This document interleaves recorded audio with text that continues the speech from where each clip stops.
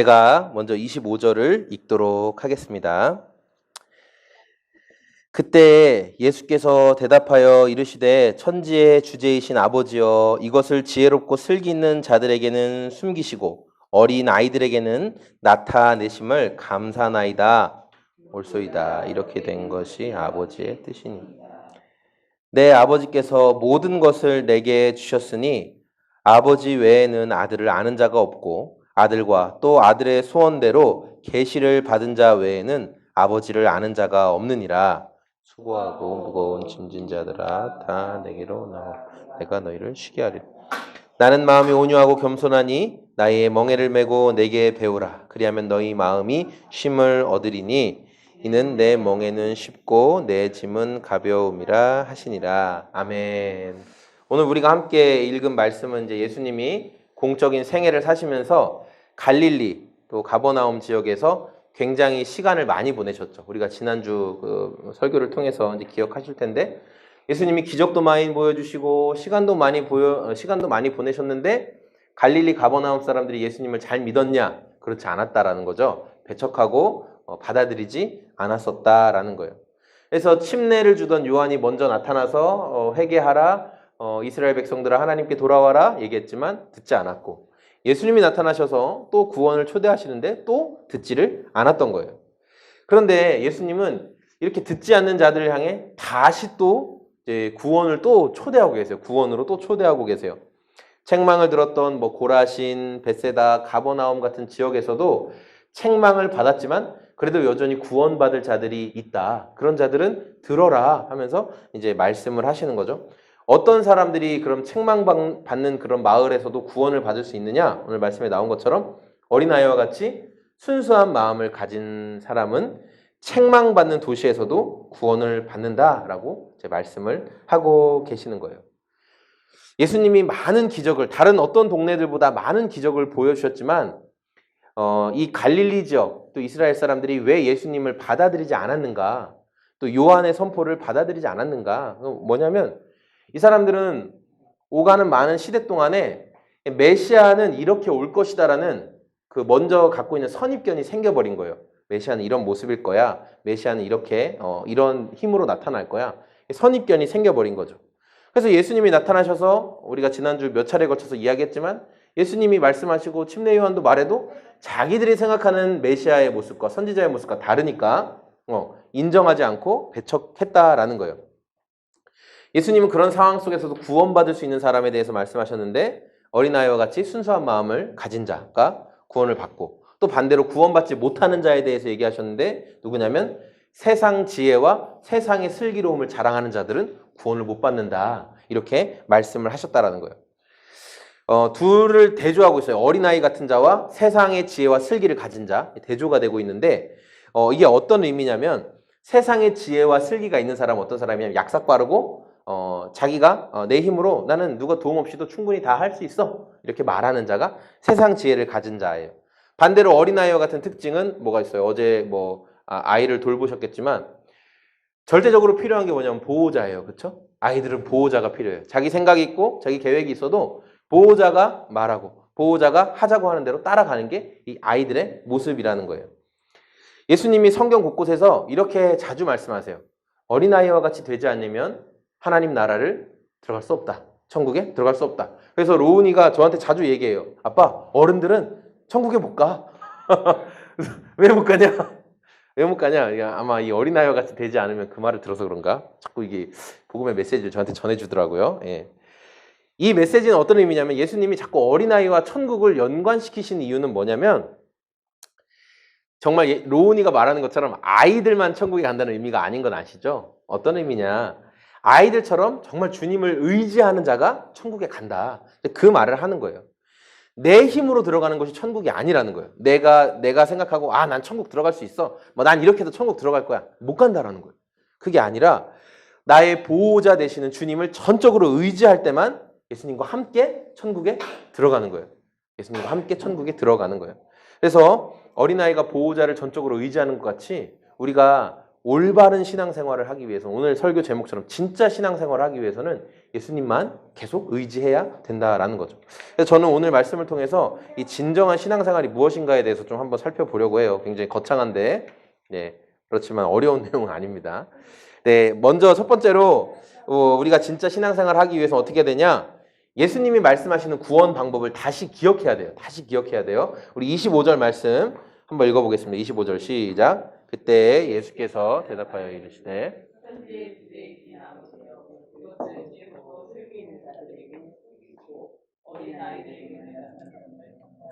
아멘. 네, 예수님을 배척하는 동네에서도 구원받을 자들이 있다라고 말씀하셨는데 이 구원받는 자들 또한 자기의 노력으로 구원받는 게 아닙니다.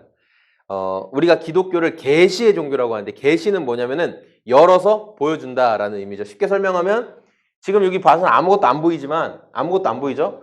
그런데 제가 커튼을 열면 커튼 밖에 있는 세상이 보이죠. 그러니까 하나님이 이렇게 닫혀서 아무것도 안 보이는데 하나님이 열릴게 보여주시는 거예요. 열어서 보여주시는 게 기독교가 말하는 계시라는 거예요. 간단하죠.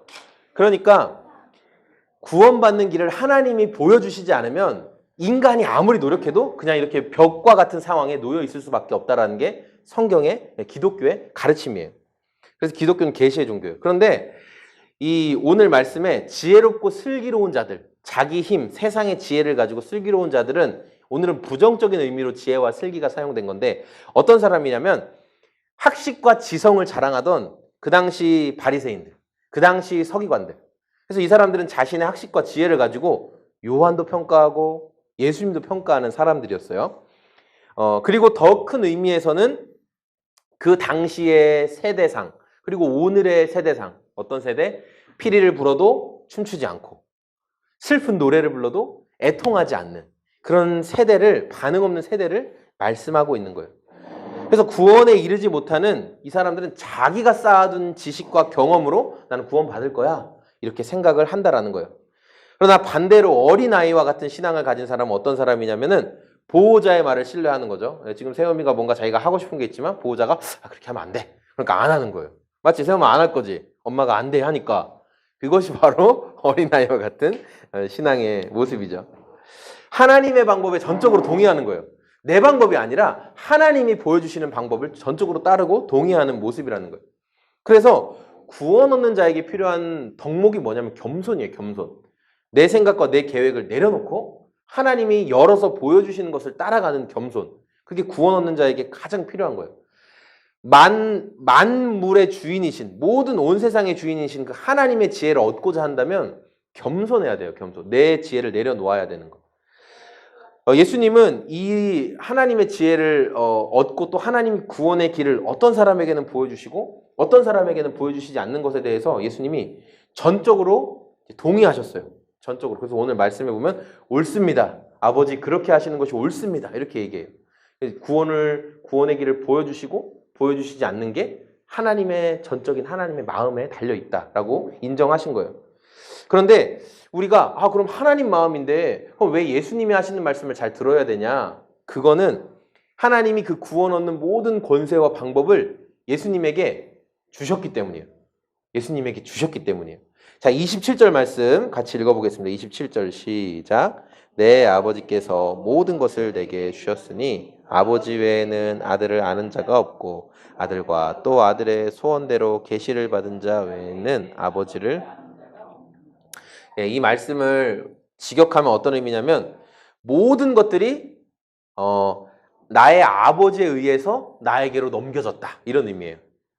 그러니까 모든 것들이 나의 아버지께서 나에게 넘겨주셨다. 예수님이 지금 그렇게 말씀을 하신 거예요. 그래서 이 구절에서 핵심은 모든 것들이에요. 우리 개역개정 성경에서는 내 아버지께서가 우선이 되지만 원래적인 의미를 설명하면 모든 것이 아버지로부터 나에게 넘어왔다라는 게 모든 것이가 의미되는데 예수님이 어떠한 모든 권세를 받으셨을까? 우리가 지금까지 마태복음을 쭉 살펴보면서 예수님이 하신 일은 사람이 할 수 있는 일들이 아니었죠. 뭐 병자를 고치고 죽은 자를 살리고 이거는 뭐 육체적인 상황이라고 한다면 이제 귀신을 쫓아내는 영적인 세계 그리고 파도와 바람을 잠잠하게 하시는 자연 현상을 다스리는 말 그대로 모든 영역 하나님이 하실 수 있는 모든 범위를 다스리고 계신 권세를 예수님이 부여받으셨다라는 것을 우리는 마태복음을 살펴보면서 알 수 있어요. 그래서 우리가 구원을 얻고자 한다면 예수님이 말씀하시는 것을 잘 들어야 되는 거예요. 아, 예수님이 이렇게 말씀하시는 게 구원의 방법이구나. 내가 생각하는 구원 얻는 방법을 고집하는 게 아니라 예수님이 말씀하신 구원에 관해서 잘 들어야 돼요. 27절 말씀에 아들과 또 아들의 소원대로 계시를 받은 자 외에는 아버지를 아는 자가 없느니라 라는 말씀이, 이거를 좀 더 우리가 알기 쉽게 해석하면 이런 의미예요. 예수님이 하나님이 어떤 분이신지를 알려주기 위해서 예수님이 하나님은 이런 분이시야 라고 가르쳐 주시지 않으면 내가 아무리 노력해도 하나님 알 수 없다라는 거예요. 내가 너희에게 하나님이 어떤 분이신지를 알려주지 않으면 너희가 아무리 탐구하고 노력하고 수고해도 너희는 하나님을 알 수가 없어 라는 아주 강력한 선언이 된다라는 거죠. 우리가 이 전체는 알지 못하고 부분만을 가지고 전체를 판단하려고 하는 그런 모습을 볼 때 뭐라고 얘기하냐면 장님이 코끼리 만진다 뭐 이런 얘기 많이 하잖아요. 그러니까 이게 이제 불교에서 온 이야기인데 어떤 왕이 장님들을 잔뜩 불러놓고 코끼리 한 마리를 데려놓고 이제 이야기한 거예요. 너희가 한 부분을 이렇게 만진 다음에 코끼리란 생물은 어떤 생물인지 한번 얘기를 해봐라 그랬어요. 그러니까 어떤 장님이 이제 다리를 만지고 코끼리란 녀석은 기둥같이 생긴 녀석입니다 이렇게 얘기했죠. 어떤 장님은 코끼리의 날카로운 상아를 만지고 아주 단단한 창과 같습니다 이렇게 얘기하고, 어떤 장님은 코끼리의 꼬리를 만지고 이것은 밧줄 같습니다 코끼리는, 이렇게 이제 이야기를 했다라는 거예요. 근데 우리는 두 눈으로 코끼리 전체를 다 본 사람들이에요. 선생님 코끼리 봤어요? 코끼리 봤어요? 코끼리? 못 봤어요? 동물원 좀 데려가시기 바랍니다. 예, 당연히 봤겠죠. 예. 우리는 그 코끼리를 봤기 때문에 코끼리는 기둥 같다. 코끼리는 창과 같다. 코끼리는 밧줄 같다. 이해가 안 돼요. 에이, 저 사람 참 뭘 모르네. 당연히 우리는 그 사람들이 어리석다고 생각을 한다라는 거예요. 그런데 이스라엘 백성들이 바로 이런 모습을 가지고 있었던 거예요. 자기들이 뭐 조상들을 통해서 들었고 또 구약 성경의 내용들을 자의적으로 해석해서 메시아는 이런 모습이야. 그거에 딱 그냥 매몰돼 있었던 거예요. 메시아는 무조건 이런 모습으로만 나타나야 해. 그래서 요한도 거절하고 예수님도 거절을 했다라는 거예요. 구원은 예수님의 말씀대로 할 때 받는 거예요. 예수님의 말씀대로 할 때. 우리가 주님의 방법이 아니라 지금까지 신앙생활하면서 우리가 잘못 드는 습관들이 있거든요.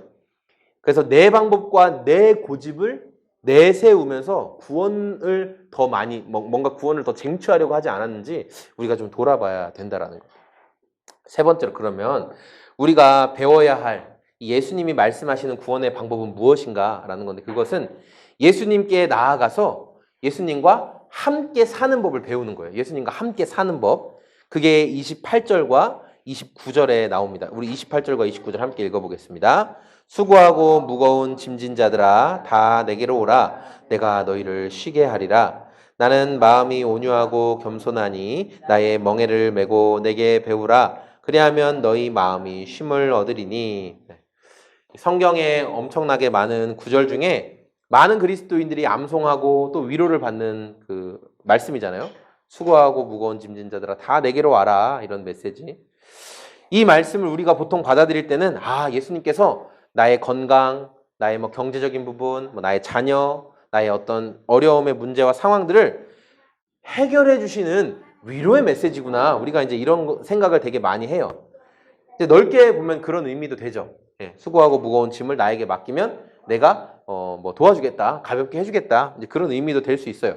그런데 이 말씀의 참 뜻을 알려면 그 배경을 알아야 돼. 예수님이 왜 무거운 짐을 비유해서 어떤 그 짐승에게 씌우는 멍에를 비유해서 왜 이 말씀을 하셨는가, 배경을 알아야 되거든요.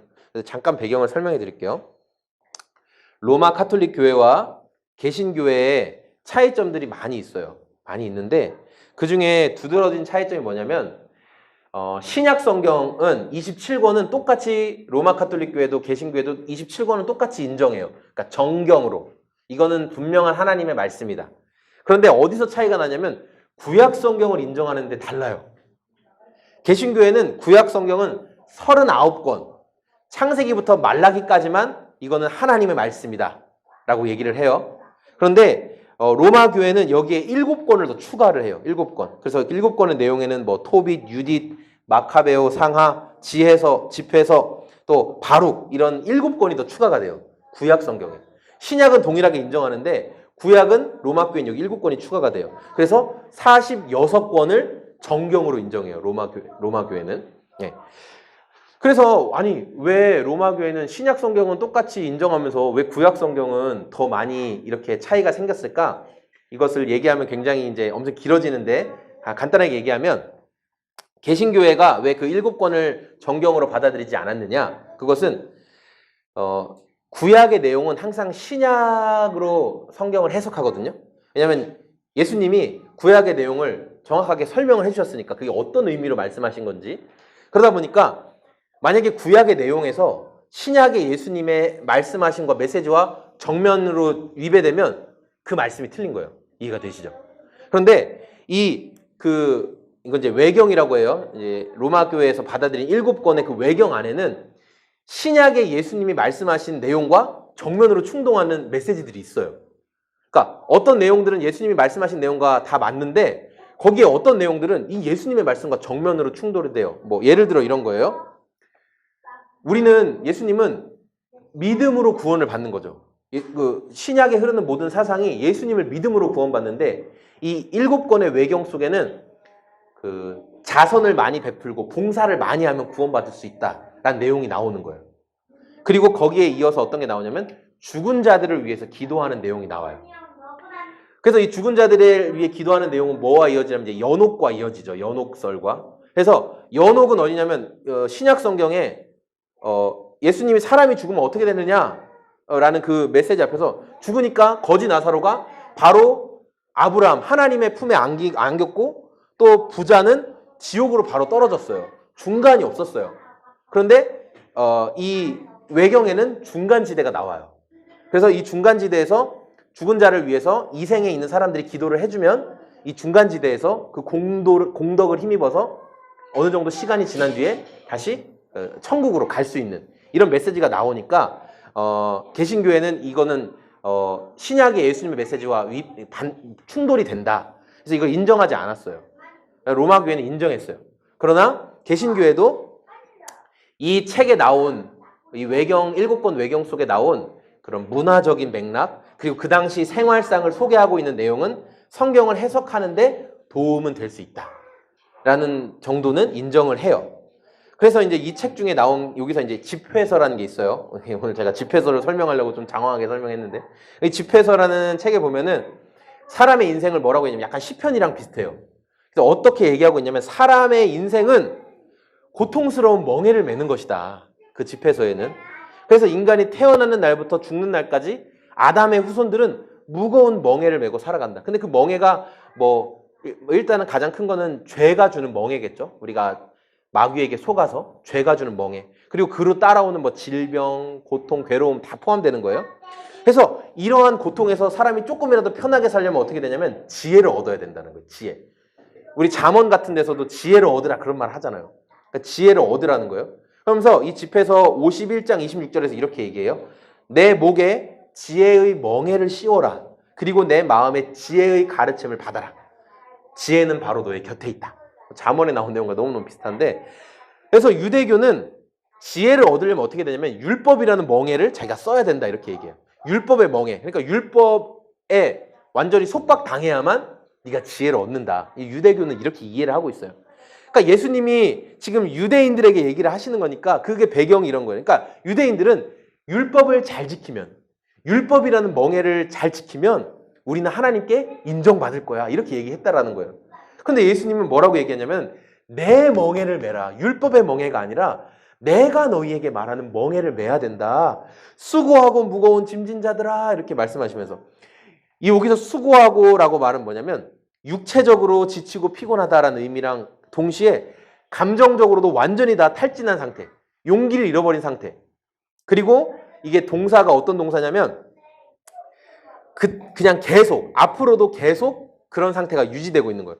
육체적으로도 감정적으로도 탈진했는데 그게 한두 번 그냥 넘어진 상태가 아니라 계속 그 사람은 넘어지고 쓰러져 있는 상태. 왜 그럴까요? 율법의 멍에를 맸기 때문에. 율법의 멍에를 아무리 매도 사람은 결코 자유로울 수가 없는 거예요. 그러니까 유대인들이 안식일을 정말 열심히 지켰는데 안식일이 말 그대로 쉬는 날이잖아요. 쉼이 있는 날인데 불구하고 쉼이 더 없는 거예요. 안식일을 지키면 지킬수록. 누가 이렇게 그들에게 무거운 멍에를 매게 했느냐? 우리는 잘 알고 있죠. 바리새인들이나 서기관들, 그 당시 종교의 지도자들. 하나님이 이스라엘에게 10계명의 계명을 줬는데 이거를 쪼개서 613가지의 계명을 만들었어요. 율법을 계속 쪼개놔서. 종교 지도자들이 뭐라고 얘기했냐면 너희가 613가지의 계명을 잘 지키면 하나님께 복을 받을 것이다 라고 말했어요. 그러니까 이스라엘 백성들은 복을 받기 위해서 율법을 열심히 지켰죠. 그러나 그 멍에는 더 사람을 올가매고 무겁게만 했다라는 거예요. 그래서 예수님이 율법의 멍에를 매지 말고 내 멍에를 매자라고 말씀하시는 거예요. 우리가 이제 지난 그 11장 마태복음 11장 한번 보세요. 11장 12절 말씀에 마태복음 11장 12절 한번 같이 한번 읽어볼까요? 시작. 침례 요한의 때부터 지금까지 천국은 침노를 당하나니 침노하는 자는 빼앗느니라. 네, 이게 이제 예수님이 침례 주던 요한을 칭찬하면서 하셨던 말씀이잖아요. 그래서 제가 아내한테 물어봤어요. 당신 이 말씀 들어본 적 있지? 천국은 침노하는 자의 것이다. 침노하는 자가 천국을 빼앗는다. 말씀 들어본 적 있지? 그러니까 당연히 들어봤죠. 우리 성도님들도 들어보셨잖아요. 그렇죠? 한국교회 안에서 되게 유명한 메시지죠. 이 메시지. 저나 여러분들이 이 구절을 근거해서 이런 설교를 들어봤을 거예요. 천국은 침노하는 자의 것이라고 했으니까 우리가 천국을 차지하기 위해서 열심을 내야 된다. 이런 취지의 설교를 분명히 들어봤어요. 우리 대한민국 그 교회 성도들이 봉사와 열정하면은 뭐 전 세계 모든 사람들 앞에 뭐 혀를 내두를 정도예요. 그래서 한국 사람들은 3명만 모이면 교회를 짓는다고 할 정도로 전 세계 어디에서든지 그 열정이 대단한 사람들이에요. 무조건 교회부터 짓는 그런 사람들이에요. 이 말씀을 근거해서 노력하면 우리가 천국을 차지할 수 있다. 이런 취지의 메시지를 사실 우리는 들어봤어요. 근데 제가 말씀을 준비하면서 이 구절을 다시 한번 묵상했어요. 학자들은 이 구절에 대한 2가지 큰 견해가 있어요. 우리가 결론만 말하면 2가지 견해. 첫 번째는 우리가 지금까지 들었던 것처럼 그래, 천국은 차지하는 자의 것이야. 열심히 노력해서 차지해. 이런 의미가 있고, 한 가지는 제가 오늘 말하고 싶은 내용은 다른 반대편이에요. 어떤 거냐면 먼저 침노라는 단어를 한자가 어떤 의미냐면은 불법적으로 쳐들어간단 말이에요. 불법적으로 빼앗는다. 우리가 침략당했다 이렇게 얘기하죠. 침략당했단 말은 불법적으로 당했단 말이에요. 그렇죠? 그럼 생각해 보세요. 하나님의 나라가 사람의 힘으로 불법적으로 차지할 수 있어요? 사람의 나라를? 사람이? 안 되죠. 하나님의 나라는 불법적으로 침략을 받을 수 있는 게 아니에요. 그러니까 이 단어를 통해서 우리가 알 수 있는 건 뭐냐면은 사람이 아무리 노력하고 내가 저길 차지해야지, 내가 쟁취해야지 한다고 해서 쟁취가 되는 게 아니에요. 그러니까 예수님께서 이 말씀을 요한을 칭찬하시면서 이 말씀을 하시는 의미는 뭐냐면 너희가 열심히 노력해서 천국을 차지해라 라는 의미라기보다는 저는 어떻게 생각하냐면 요한이 하나님 나라가 임했다라고 선포했죠. 하나님 나라가 임했다. 회개하고 천국을 믿어라. 이렇게 얘기했어요. 그런데 세상의 권력자들이 그 말을 듣고 더 화가 나서 어떻게 했어요? 요한을 가둬버렸죠. 요한을 폭력으로 억압했죠. 예수님을 폭력으로 억압했고 예수님은 결국 십자가에서 죽으셨죠. 그러니까 하나님의 나라를 선포하면 선포할수록 세상의 권세자들은 그런 너희들을 더 폭력적으로 취하고 뺏어갈 것이다 라는 의미로 저는 해석하는 게 맞다고 생각해요. 왜 이런 얘기를 했느냐? 우리가 신앙생활을 하다 보면은 내 노력과 수고를 가지고 침노해라, 천국을 차지해라, 우리가 이런 그런 생각을 가지고 신앙생활을 하다 보니까 봉사와 헌신을 열심히 하면 천국의 내 땅이 점점 넓어지는 거예요. 천국에서 내 영역이 점점 넓어지는 거예요. 그럼 그렇게 못하면 어떻게 돼요? 다시 내가 등기해놨던 땅이 점점 사라지는 거예요. 과거에 제 신앙생활을 한번 생각해봤어요. 교회에 머물러 있는 시간이 되게 많았죠. 그렇게 하는 게 좋았어요. 교회에 있는 게 좋았어요. 네. 그리고 교회에서 많은 봉사와 수고를 하는 게 저는 바른 신앙인의 모습이라고 생각했어요. 교회를 위해서 엄청 헌신하는 게 그게 바른 신앙인의 모습이라고 생각했어요. 근데 이런 방식이 어느 순간 저에게 굉장한 피로감을 주기 시작했어요. 말 그대로 지치기 시작한 거예요. 저뿐만 아니라 교회에서 봉사를 열심히 하다가 헌신을 열정적으로 하다가 교회를 떠나시는 분들을 보면은 뭐냐면 영적으로 탈진하는 거예요. 네. 그 상태를 바르게 극복을 하지 못하니까 어느 순간 교회에서 안 보이게 되는 모습을 우리가 볼 수 있죠. 열심히 해서 천국을 차지해라, 침노해라. 자, 이러한 그 메시지를 가지고 열심히 하다가 열정이 식어버리면 난 교회 가기도 싫어. 이런 마음이 우리의 마음 가운데 일어나게 된다라는 거죠. 예수님이 공급해 주시는 은혜를 바탕으로 우리가 신앙생활을 감당해야 되는데 나는 내 힘으로 천국을 침노할 거야. 성경에 그렇게 써 있잖아. 이렇게 하고 그런 자세로 뭔가 봉사도 하고 교회 생활도 하다 보니까 지치게 된다라는 거죠. 이제 오늘 말씀을 정리하겠습니다. 우리가 진짜 신앙생활을 해야 돼요. 진짜 신앙생활. 근데 진짜 신앙생활이라는 건 뭐냐면 내 생각을 기준으로 하는 게 진짜 신앙생활이 아니다라는 거예요. 하나님으로부터 모든 권세를 부여받으신 예수님이 알려주신 대로 하는 게 진짜 신앙생활이에요. 그게 진짜 신앙생활이에요. 예수님은 이스라엘 사람들이 율법이라는 멍에를 메고 나는 하나님께 인정받을 거야 막 애썼어요. 근데 예수님이 너희는 그 율법의 멍에를 매면 맬수록 더 힘들어질 수밖에 없다라고 말씀하셨어요. 그리고 나에게 나와라. 그 멍에를 지는 게 아니라 일단 나에게 나와라. 그리고 나와 함께 내 멍에를 짊어지자. 예수님의 멍에를 짊어지자. 왜냐하면 예수님은 그 멍에를 함께 매주시니까. 종교 지도자들은 이스라엘 백성들에게 율법의 멍에를 매라고 하고 성경은 뭐라고 했냐면 손가락 하나 같이 들어주지 않는다고 했어요. 니네 스스로 율법을 지켜와 이렇게 얘기했어요. 그러나 예수님은 멍에를 옆에서 같이 짊어져 주신대요. 그러니까 그 멍에는 쉽고 가벼운 거예요. 예수님이 함께 짊어져 주시니까. 내 힘으로 천국을 침노하려는 그런 그릇된 열정이 아니라 예수님과 함께 천국 백성의 생활 방법을 우리가 배워야 돼요. 그게 교회예요. 우리는 교회에서 그걸 배워야 되는 거예요. 천국 백성 어떻게 사는가? 이걸 배우는 거예요. 이제 우한 코로나가 우리 삶에 바꾸는 지 6개월 정도가 지났습니다. 우리는 이제 마스크 없이 공공장소에 가거나 낯선 사람을 만나는 건 굉장히 두려운 일이 됐어요. 그렇죠? 막 사람들이 눈치도 많이 보고 뭐 얼마 전에 마스크 없이 버스에 뭐 타려고 했다가 뭐 이렇게 뭐 사고도 나고 막 이런 일들도 보고 삶의 많은 부분이 이제 비대면 온라인으로 다 전환되고 있는 상황이었어요. 많은 분야들이 타격을 입었지만 교회도 그 중에 포함이 되죠. 네.